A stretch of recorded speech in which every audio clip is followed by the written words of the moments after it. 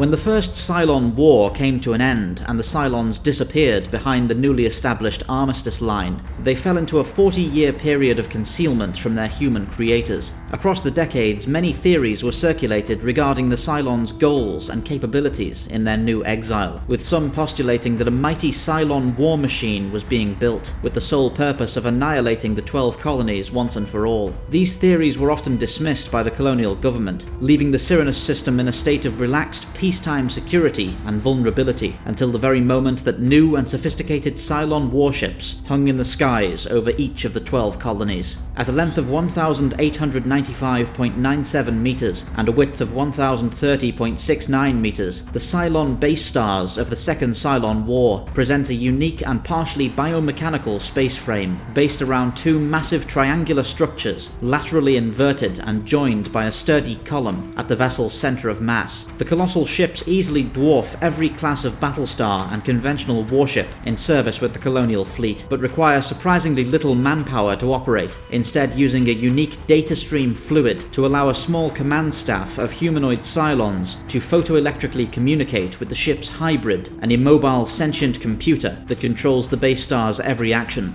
Having been designed for the very specific purpose of carrying out a carefully planned attack on the 12 colonies, the Basestar lacks adaptability in the design of its weapons systems. The vessel is equipped with 220 variable-yield guided missile launchers distributed across the ship's arms and spinal structure, but offers no manner of flak system or point defense to protect against missile or fighter attacks from hostile vessels. Neither does the ship offer ballistic artillery weapons of any kind, instead fully embracing the role of a carrier and relying entirely on its vast air wing to overwhelm a given target or provide a defensive screen for the Basestar itself. A Cylon Basestar is designed to carry a huge wing of 792 raiders, almost quadruple the standard fighter complement of a Mercury-class Battlestar. These fighters are stored in shielded vertical launch bays, jokingly referred to by colonial pilots as toast racks, and can be scrambled rapidly within moments of a Basestar's emergence from FTL. Being biomechanical in nature, much like many elements of the larger Basestar,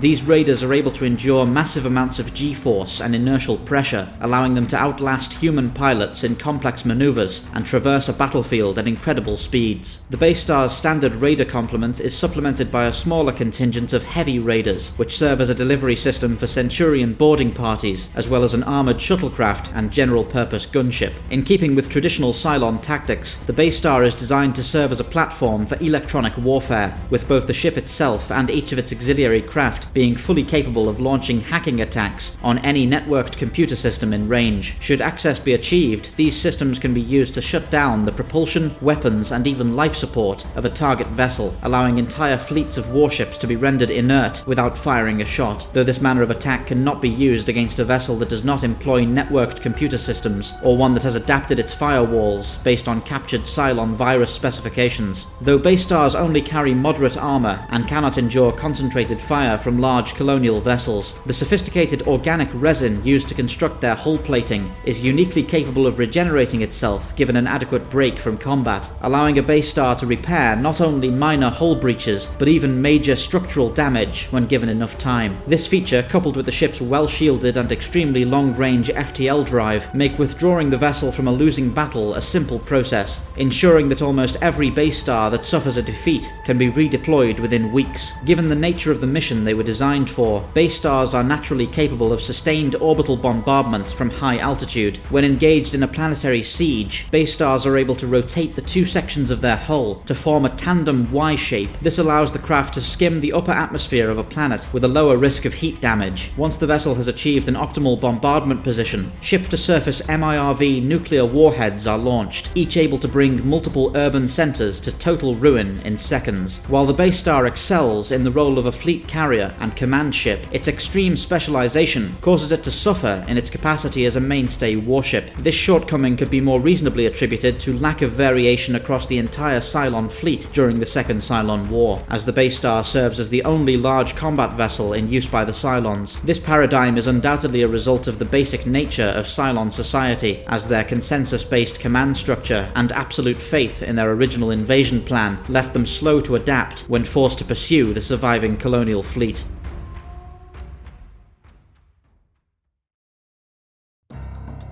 Thank you for watching Spacedock. If you're interested in supporting the channel, please do check out the links on the screen right now or in the description below for our Patreon and channel membership services. Anything you can pledge goes towards improving our team and our equipment and allowing us to put together bigger and more exciting video projects for you guys on the channel.